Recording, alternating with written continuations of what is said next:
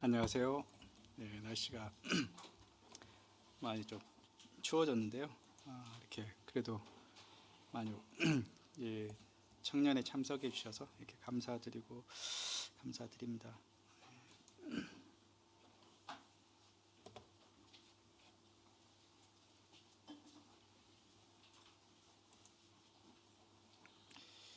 잠시.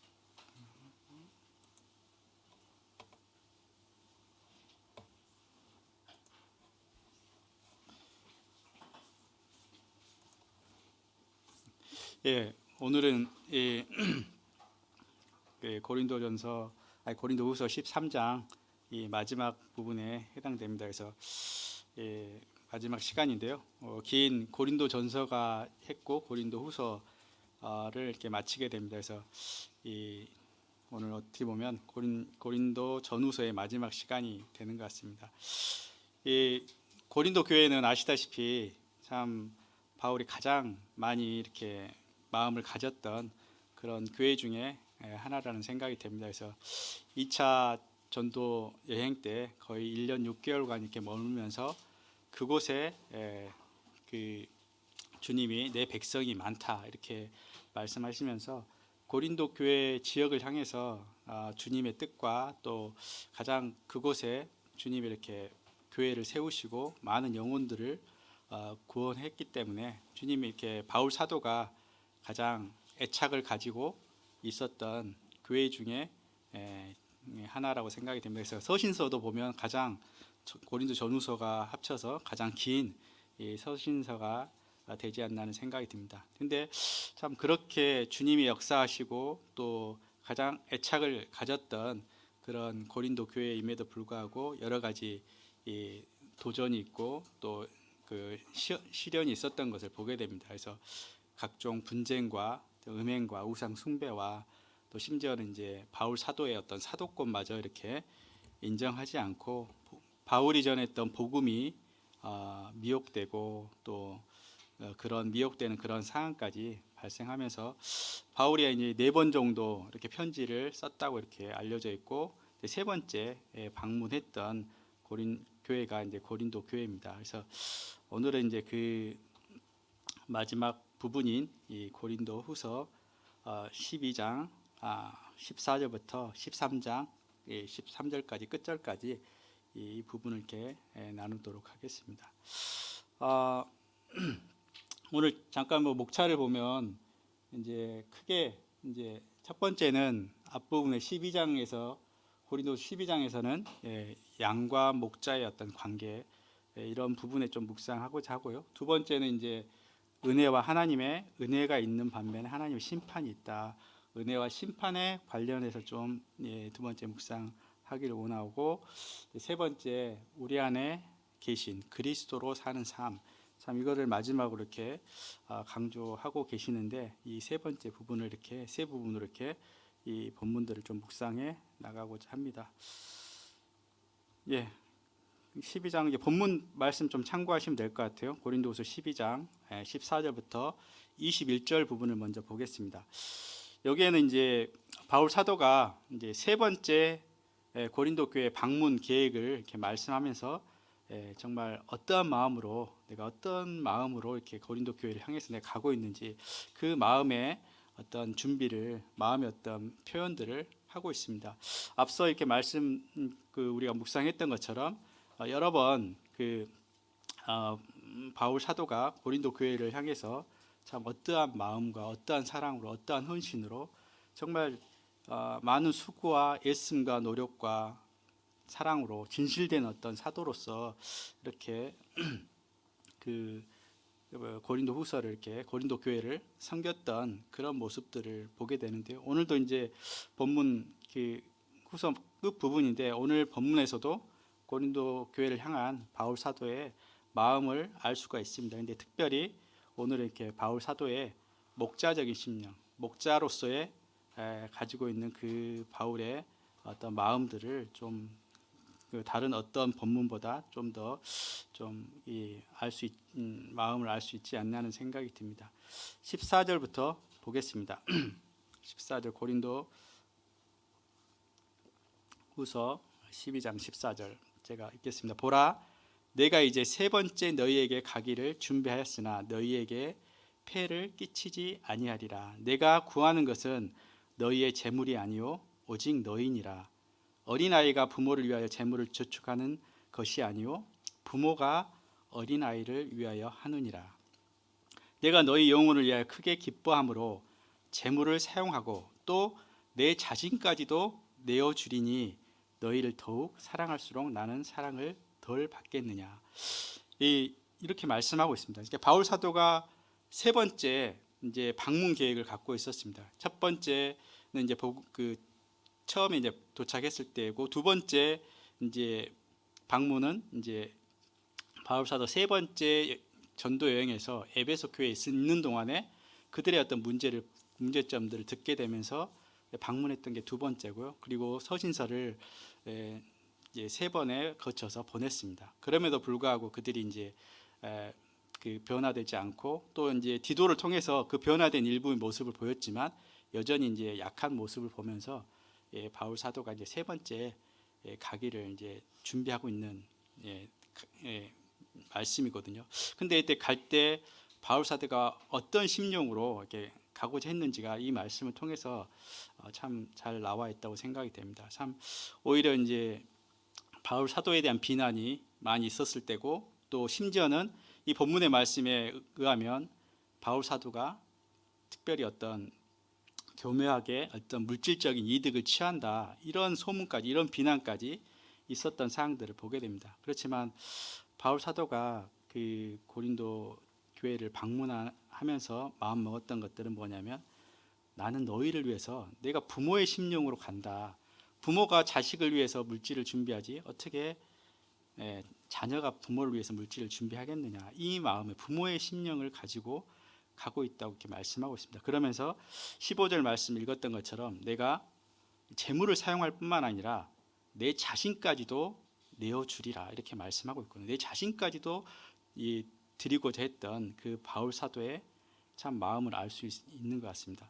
이걸 보면서 저는 어떤 생각이 들었냐면, 주님이 말씀에, 또 요한복음 10장 말씀에 선한 목자가 누군가, 사실 정말 사도권에 대한 어떤 계속 의심을 제기하는 과정 가운데 정말 이단들이, 또 거짓 교사들이 가장 추구하는 것 중에 하나가 뭐냐면 어떤 자기의 재물의 이득이거든요. 모든 어떤 이단적인 요소들을 보게 되면 자신을 나타내고 어떤 물질적인 추구를 하고 있는 것을 보게 됩니다. 그렇지만 1절 이 바울 사도의 이 말씀처럼 나는 너희를 위해서 차라리 내 목숨까지도, 재물뿐만 아니라 물질뿐만 아니라 내 목숨까지도 너희에게 주고자 한다, 이런 말씀을 하고 있거든요. 그러면서 19절 말씀에 보시면요, 19절 말씀, 너희는 이때까지 우리가 자기를 변명하는 줄로 생각하는구나. 우리는 그리스도 안에서 하나님 앞에 말하노라. 사랑하는 자들아, 이 모든 것은 너희의 덕을 세우기 위함이다. 심지어는 이렇게 말씀하고 있거든요. 내가 변명하는 것이 아니다. 물론 사도권에 대한 어떤 도전이 있었고 의심이 있었지만 그 의심을 내가 떨쳐버리기 위해서 변명하려고, 해명하려고 이렇게 구구절절 자기의 어떤 자랑도, 그리고 어떻게 섬겼는지, 어떠한 고난 가운데 주님이 주셨는지, 이런 것들을 구구절절 얘기한 게 아니고, 본인을 변명하기 위해서 아니고, 오직 뭐라고 했냐면 너희의 덕을 세우기 위함이다, 이렇게 말씀하고 있거든요. 그러면서 우리는 그리스도 안에서 하나님 앞에서 내가 말한다. 이거는 진실되게 하나님 앞에서, 하나님의 심판대 앞에서, 하나님의 그 앞에서 말한다고 맹세하는 것, 맹세로 이렇게 말씀하고 있거든요. 그러면서 내가 나를 변명하는 것이 아니라 너희의 덕을 위함이다, 이렇게 말씀하고 있습니다. 이 모습을 보면서 정말 선한 목자가, 참된 사도가 어떠한 모습인지 이렇게 생각하게 돼요. 정말 참된 선한 목자는 이 요한복음 10장에 나와 있는 말씀처럼 자신을 위해서 자기 목숨을 버린다, 이렇게 말씀하고 있거든요. 그래서 그런 모습이고, 두 번째 어떤 선한 목자의 모습은 자기를 위하지 않고, 진짜 참된 목자는 양들을 위하는 것입니다. 자기의 어떤 생명을, 자기의 유익을, 자기의 어떤 뜻을 펼치는 게 아니라 참된 목자는 양을 돌보는 것입니다. 그래서 이후의 말씀 20절부터 21절 보면 그래서 양들을 위해서 염려하고 있는 것을 보게 됩니다. 자신의 어떤 위치를 지키는 것이 아니라 정말 이 참된 목자는 이 양을 염려하는 것처럼 바울 사도의 고백이 이것입니다. 내가 갈 때 너희가 원치 않는 모습을 볼까 염려하고, 또 다툼과 시기와 분쟁과 당짓는 것과 비방과 수군거림과 거만함과 혼란이 있을까 내가 두려워하고, 또 내가 갈 때 21절입니다. 내 하나님이 나를 너희 앞에서 낮추실까, 너희 앞에서 내가 인정받지 못한 모습으로 서게 될까 봐, 자신의 어떤 위치가 아니라 그들이 이 바울의 말을 이제 배척하게 될까 봐 이걸 두려워하고, 또 죄 지은 여러 사람이 행한 바 그 더러운 음란과 호색과 회개하지 아니함 때문에 내가 슬퍼할까 두려워한다. 이 고린도 교회에 많은 어떤 은사가 있었고 재물도 있었고 많은 성도들이 있음에도 불구하고 여전히 그들에게 고린도 교회의 가장 큰 문제 중에 하나가 뭐였냐면 다툼이었고, 두 번째는 음행이었습니다.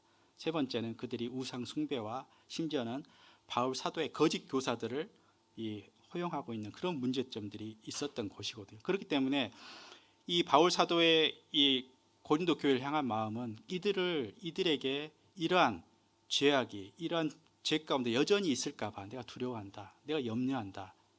이 염려 때문에 바울 사도가 이 세 번째 방문할 뿐만 아니라 3차 여행에서 2번이나 방문하거든요. 고린도 교회를, 에베소 교회에 있을 때. 그래서 참 그 염려와 그들을 향한 자신을 드리고자 했던 이 바울 사도의 모습을 보면서 저는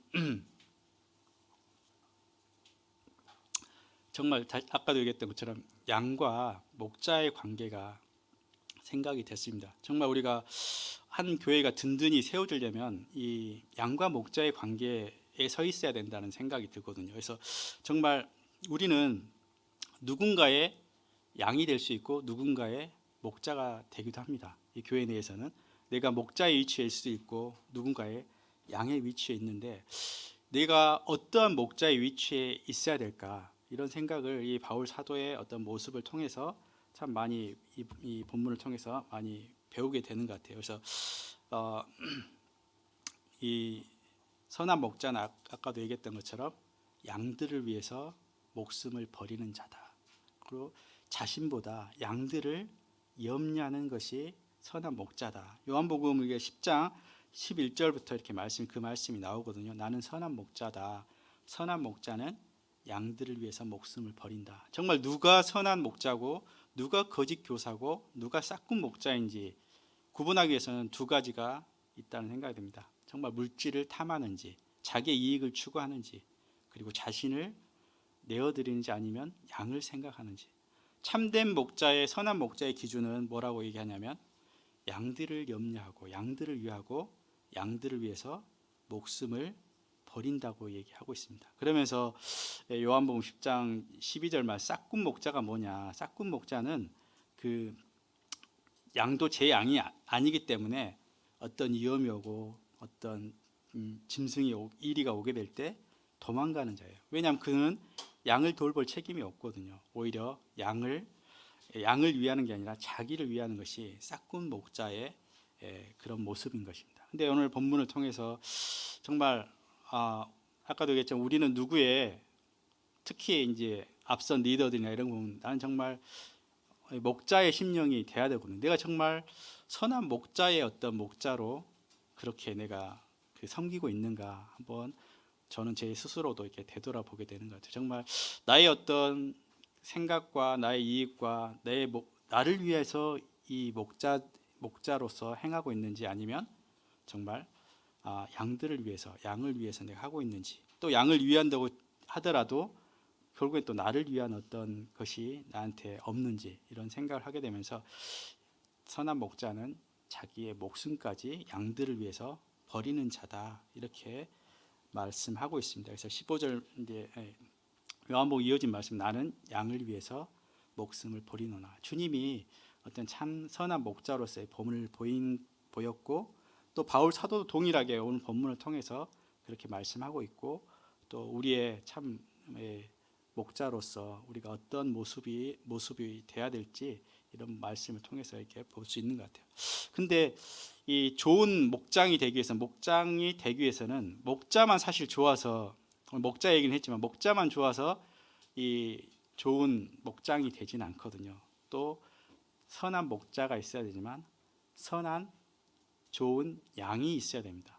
참 그 양과 목자라는 그 책자가 있거든요. 책자에 보면 양이 어떠한 성품을 가지고 있는지 양에 대해서 잘 나와 있어요. 이 성경에도 이제 보면 어떤 어린 양, 예수님 표현할 때 어린 양으로도 비유하지만 이사야 53장에 보면 각자 제 길로 가는 양들도 있고, 이 양의 특성이 참 고집스러운 부분도 있어요. 그리고 또 앞이 잘 보지 못하는 특성도 있고, 잘 앞을 못 보기 때문에 목자의 음성을 듣고 따라간다고 그럽니다. 그리고 또 이 양이 한번 넘어지면 잘 일어나지 못하는 특성이 있어요. 그래서 목자가 그 양들을 살펴서 우리가 자주 넘어지는 양인지 아니면 자기 고집으로 있는 양인지, 또 각기 제 길로 가고 있는 양인지 한번 생각해 볼 필요가 있는 것 같습니다. 그래서 정말 이 목장이 잘 되기 위해서는 선한 목자가 있을 뿐만 아니라 이런 목자를 따라가는 어린 양들이 있을 때 그 목장이 풍성하게 되는 것입니다. 그래서 한 예로 이제 그 예수님도 참 예수님이 이 땅에 계셨을 때 굉장한 능력과 이적을 보이시면서 많은 사람들에게 예수님이 하나님의 아들이심과 구원자이심을 또 말씀하셨어요. 근데 예수님 그 하나님의 아들이심에도 불구하고 그 능력을 행하지 못했던 곳이 있거든요. 그것이 어디입니까? 나사렛, 예수님의 고향이었던 거죠. 그곳에서는 예수님이 한두 번의 이적을 행하시고 더 이상 그곳에서 이적을 행하시지 않았던 모습을 봅니다. 그래서 선지자가 고향에서는 인정을 받지 못한다, 이런 말씀을 하시면서 이들은 예수 그리스도를 메시아로 보지 못하고 예수 그리스도를 어렸을 때 보는 육신의 어떤 사람의 예수님으로 이렇게 보았기 때문에 그들이 예수님의 어떤 하나님의 구원자 아들로서 이렇게 보기가 힘들었던 것입니다. 그래서 예수님이 그 하나님의 아들임에도 불구하고 하나님이 기적을 행하시고 많은 능력을 행하실 수 없었던 곳이 바로 나사렛이란 동네에서였습니다. 예수님의 고향에서는 그들의 육신적인 예수님을 보았기 때문에 그 믿음이 없음을 보시고 예수님도 그곳에서 역사하지 않았던 것을, 이걸 보면서 정말 양이 어떠한 모습으로 돼야 되는지, 어떠한 모습으로 우리가 주님을 선한 목자를 따라가야 되는지 이 말씀을 이렇게 생각하게 되는 것 같습니다. 그래서 요한복음 10장 27절 말씀에는 26절부터 읽어볼게요. 25절부터 예수께서 대답하시되 내가 너에게 말하였을 때 믿지 아니하는도다. 내가 내 아버지의 이름으로 행하는 일들이 나를 증거하는 것이거늘 너희가 내 양이 아님으로 믿지 아니하는도다.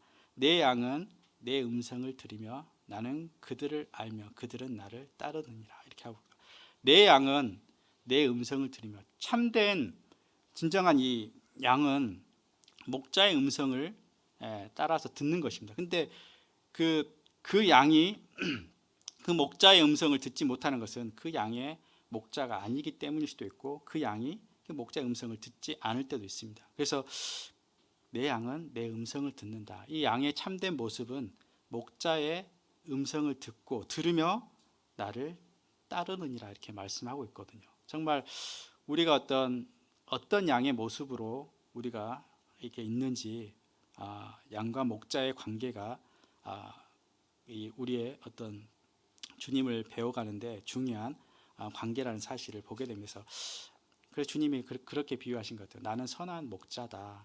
나는 목자로 이렇게 비유하신 것을 이렇게 보게 됩니다.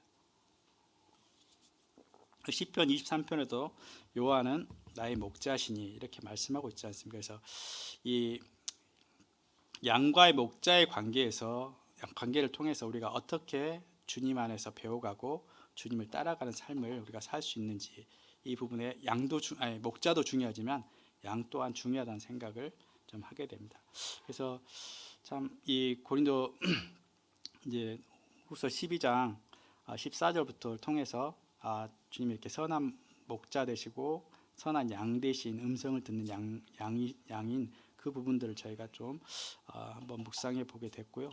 고린도후서 이제 13장 마지막 장에 와서는 이제 앞부분에는 어떻게 세 번째 방문할 때 내가 어떠한 마음으로 가겠다는 것을 말씀했다면, 고린도후서 13장 1절부터 10절 말씀은 이제 세 번째 방문하는데 방문 목적에 대해서 이렇게 말씀하고 있습니다. 왜 방문하게 되는지 그 목적에 대해서 말씀하고 있습니다. 그래서 앞서 이제 세 번의 편지를 통해서 바울이 권면했지만 그들이 여전히 바울의 사도권을 의심하고 그들이 회개하지 않는 모습이 있는 자들을 향해서 뭐라고 말씀하냐면, 내가 가면 다시 용서하지 아니하리라. 어떤 그곳에 계속적으로 그 죄 가운데 있는 성도들을 향해서 어떻게 보면 구원받지 못하는 사람일 수도 있을 것 같습니다. 그들을 향해서 분명한 징계를 치리를 하겠다는 말씀을 하고 있거든요. 1절 2절 한번 말씀 그대로 한번 읽어보겠습니다. 내가 이제 세 번째 너희에게 가리니 두세 증인의 입으로 말마다 확증하리라. 내가 이미 말했거니와 지금 떠나 있으나 두 번째 대만했을 때와 같이 전에 죄 지은 자들과 그 남은 모든 사람에게 미리 말하느니 내가 다시 가면 용서하지 아니하리라. 이미 두 번에 대면했고 그 전에 편지를 보냈었고 여전히 그들이 돌이키지 않고 계속 죄악 가운데 있다면 그들을 향해서 그 바울 사도가 용서하지 아니하라, 다시 한번 징계하겠다는 엄미한 말씀을 이렇게 하게 됩니다. 그러면서 이어지는 3, 4절의 말씀에 이는 그리스도께서 내 안에 말씀하신 증거를 너희가 구함이니 그는 너희에게 대하여 약하지 않고 도리어 너희 안에 강하시니라. 그리스도께서 약하심으로 십자가에 못 박히셨으나 하나님의 능력으로 살아계시니 우리도 그 안에서 약하나 너희에게 대하여 하나님의 능력으로 그 안에 함께 살리라. 이렇게 말씀하시면서 이제까지 그 바울 사도가 그들을 향해서 온유함과 겸손함으로 기다림으로 그들 가운데 계속 권면했지만 그들이 그 권면을 듣지 않을 때 계속적인 은혜가, 계속적인 기다림이 아니라 언젠가는 주님이 그들을 향해서 심판하시겠다, 징계하시겠다, 이 말씀을 해주고 있거든요. 그러면서 뭐라고 말씀하시냐면, 그리스도께서 약하시다, 이 말씀 뭐냐면 그리스도 약해서 십자가에 못 박혔다. 이 의미는 십자가에 우리가 두 가지 의미를 우리가 볼 수 있는데, 첫 번째는 예수 그리스도의 죽으심과 두 번째는 예수 그리스도의 부활하심을 말씀하고 있습니다. 첫 번째 죽으심은 약하심으로 죽으셨어요. 왜 약하심으로 죽으셨냐?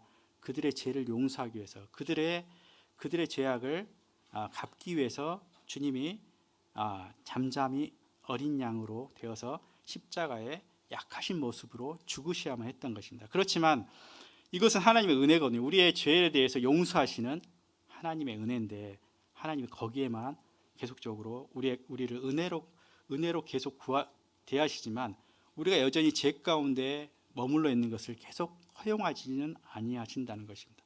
두 번째 뭐냐면, 주님이 그렇게 약하셨지만 부활하시면서 너희 가운데 강한 자로 서 있다는 게 무엇입니까? 예수님이 하나님 우편에 계셔서 이제는 통치자고 왕이시고 장차 오실 주님으로 우리 가운데 말씀하고 계시거든요. 주님이 장차 오실 그 주님이시지만 오늘 이 시간에도 주님은 하나님 우편에 계셔서 우리의 주님이시라는 거예요. 그래서 사랑하기 때문에 사랑하는 성도들을 그들 가운데 징계하고 치리하시겠다는 말씀도 여전히 우리 가운데 말씀해 주고 있는 거예요. 여전히 죄 가운데 계속적으로 오랜 기다림에도 불구하고 그가 돌이키지 않는다면 하나님이 그 성도임에도 불구하고 그들을 징계하시겠다, 이렇게 말씀하시면서 히브리서 말씀에 보면 하나님이 사랑하는 자를 징계하신다. 이런 말씀을 하시거든요. 그래서 그 약하신 주님, 계속적으로 은혜를 베푸시는 주님에 대해서 우리가 알 뿐만 아니라 또한 죄를 거룩하신 공의의 심판으로 분명하게 그 멸하실 그 능력을 가지고 계시는 주님이심을 우리가 또 기억해야 될 것입니다. 우리가 은혜에 대해서는 많이 생각하는 것 같아요. 하나님 은혜에 대해서는 우리가 익숙하고 은혜에 대해서는 우리가 감사함이 있는 것 같아요. 그러나 은혜와 동일하게 주님의 거룩하심과 공의와 심판 앞에 우리가 또한 서야 될 것입니다. 그 하나님의 거룩함, 경외하심으로 우리가 하나님 앞에 서야 되거든요. 하나님 너무 우리가 은혜이기 때문에 은혜 안에서 누리는 것 때문에 경외심마저 우리가 잃어버린다면 그거는 우리에게 커다란 문제라고 이렇게 말씀하고 있습니다. 그래서 하나님 우리의 은혜 하나님이시지만 또 공의에 심판하신 주권을 가지신 하나님이라는 사실을 우리가 기억해야 됩니다. 그래서 우리가 죄 가운데 있는 이 상황 가운데 하나님 계속적으로 우리를 약함으로 은혜로 기다리지 않고 언젠가는 또 우리를 치리하셔서 우리가 징계 가운데 우리 가운데 둘 수도 있다는 말씀 우리가 가지고 있어야 합니다. 그래서 하나님 우리가 두려움으로, 물론 무서워서 두려움이 아니라 우리의 삶을 어떻게 살아야 되는지에 대한 두려움 가운데 하나님 앞에 우리가 서 있어야 되는 부분도 은혜만큼이나 중요하다는 사실입니다. 그래서 우리가 너무 은혜 가운데 있다 보면 방탕하고 또 죄에 쉽게 벗어나지 못하는 그런 모습도 우리가 볼 수 있는 것 같아요. 그래서 주님의 십자가는 은혜의 죽으심도 있지만 부활의 능력의 주권을 가지신 주님의 부활의 강함이 있다는 것도 우리가 이 십자가의 양 부활과 죽으심에 대해서 양 측면을 우리가 고려해야 되는 것입니다. 그래서 사무엘상 이 말씀을 보면서 사무엘상 2장 30절 말씀이 생각났어요. 이렇게 그러므로 제가 읽겠습니다. 그러므로 이스라엘의 하나님 나 여호와가 말하노라. 엘리 제사장 때 그들의 아들에 대해서 하신 말씀이거든요. 그러므로 이스라엘의 하나님 나 여호와가 말하노라. 내가 전에 내 집과 내 조상의 집이 내 앞에 영원히 행하리라 하였으나 이제 나 여호와가 말하노니 결단코 그렇게 하지 아니하리라. 나를 존중히 여기는 자를 내가 존중히 여기고 나를 멸시하는 자를 내가 경멸하리라. 이렇게 말씀하고 있거든요. 엘리 제사장 통해서 축복을 내려주셨어요. 네 아들을 통해서 계속적으로 이 약속이 영원히 있으리라는 이 약속을 엘리 제사장을 통해서 했는데 그 두 아들 홈니와 비느하스의 죄악된 모습을 보면서 이 약속을 돌이키시는 것을 말씀하고, 내가 영원히 너에게 행하리라고 말씀하셨지만 이제 나 여호와가 말하 결단코 그렇게 하지 않게 하다. 이렇게 돌리시면 나를 존중히 여긴 자를 내가 존중히 여기겠다. 나를 멸시한 자를 내가 그를 경멸하겠다. 우리가 은혜 가운데 너무 이제 생각하다 보면 우리가 하나님을 우리가 너무 경외심을 잃어버리지 않나 하는 생각도 됩니다. 정말 존중히 여기심을 받아야 되고 거룩한 그 경외심 우리가 가져야 될 그런 분이 하나님이시고 우리 주 예수 그리스도이라는 것입니다. 그래서 주님은 어린 양이시지만 또 주님, 우리가 주님 부르신 것처럼 우리 삶에 주님이 되신다는 사실 우리가 이 부분도 중요한 만큼 알아야 된다는 것입니다. 그래서 우리가 정말 주님을 존경하고 주님을 거룩히 여기고 그러한 모습을 우리가 동일하게 가져야 된다는 것을 말씀하고 있습니다. 정말 나를 존중히 여긴 자를 내가 존중히 여기겠다. 이 말씀이 엘리 제사장의 그 약속을 바꾸면서까지 이런 말씀을 하고 있는 모습을 보면서 우리가 주님 앞에 경외심을 갖는 것이 얼마나 중요한지 다시 한번 생각해 보게 됩니다. 오늘 이제 본문 말씀 중에 고린도후서 1장부터 10절 말씀 중에 어떻게 보면 핵심 구절인 5절 말씀을 묵상하고 이렇게 마칠까 합니다. 5절 말씀, 13장 5절 말씀은 함께 짧은 구절이니까 함께 읽어보도록 하겠습니다. 고린도서 13장 5절 말씀입니다. 시작. 너희는 믿음 안에 있는가? 너희 자신을 시험하고 너희 자신을 확증하라. 예수 그리스도께서 너희 안에 계신 줄을 너희가 스스로 알지 못하느냐? 그렇지 않으면 너희는 버림받는 자니라. 이렇게 말씀하고 있습니다. 고린도 교회의 이런 사항들을 보면서 마지막으로 이제 바울 사도가 도전했던 말씀이 뭐냐면, 너희가 믿음 안에 있는가, 믿음으로 생각하고 있는지, 믿음 안에 있는지 너희 자신을 시험하고 확증하라고 이렇게 말씀하고 있습니다. 그러면서 뭘 시험하고 뭘 확증해야 되냐, 내가 믿음 안에 난 믿고 있지 않느냐 할 때 뭘 근거로 내가 믿음 안에 거하는지 어떻게 확증해야 되냐 할 때 이어진 말씀은 예수 그리스도께서 너희 안에 계신 줄 너희가 스스로 알지 못하느냐, 이렇게 말. 이 믿음 안에 있다는 의미는 내 안에 예수 그리스도가 계신 줄을, 내 안에 계신 예수 그리스도가 있음을 확인하라는 말씀이에요. 그럴 때 내가 믿음 가운데 있구나, 믿음 안에 있구나, 이런 의미가 된다는 것입니다. 그래서 너희가 믿음 안에 있는가, 이 질문을 제가 다르게 바꿔봤어요. 너희 믿음 안에 있는가, 너희 자신 시험하고 확증하라 했을 때 믿음 안에 있는가 말은 예수 그리스도가 네 안에 계시는가.